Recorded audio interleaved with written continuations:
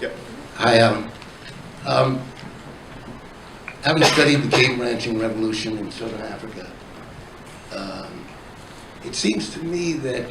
Can you hold the mic up? Yeah, it seems to me that with the numbers of game animals in South Africa increasing from maybe 500,000 to over 20 million in a couple of decades, that the holistic land management is as suitable for cattle, sheep, goats, as it is for wildlife, and the difference really is in market conditions or something, or culture. And I bring that up because I'm curious if in the United States there have been any interest by the bison community, because it seems to show great potential in the restoration of the Great Plains. Yeah, we're working with some of the biggest bison producers in this country. They've been working with us for a long time to try to heal that land. It doesn't matter, from the grass and the soil's point of view, it doesn't matter what the animal.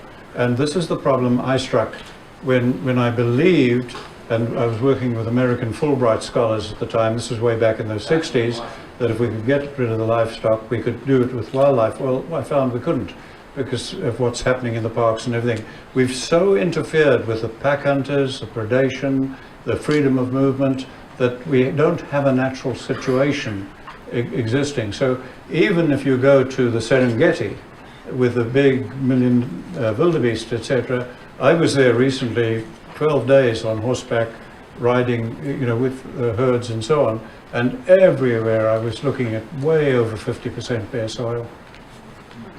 And they've had something like, I think, documented something like 60% decrease in their wildlife in the recent years.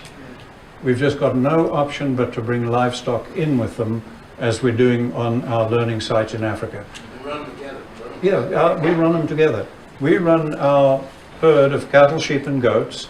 Okay, they are run on the same land with sable, zebra, giraffe, bushbuck, kudu, impala, reedbuck. I can go on and on. Plus lions, cheetahs, hyenas, wild dogs. We run them all together. And we could not do that with the wildlife alone. That's what I started out trying to do in the 50s, and I failed. But we can do it if we put them together. And there is no conflict. We have got our wildlife increasing now. The increase of summer has been phenomenal. I can sit typing on my computer in my mud hut and look at up to 60 head of game as I type in my mud hut now. And many of those are bushbuck, and 10 years ago we didn't even have them. Okay, this is all because we increased the livestock 400%.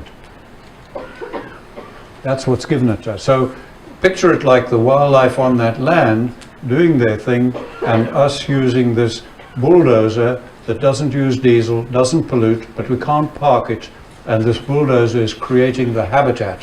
So the fish, the geese, the ducks, everything is coming back, and there is no conflict. The planning process ensures no conflict. Hi, my question actually has a lot to do with the previous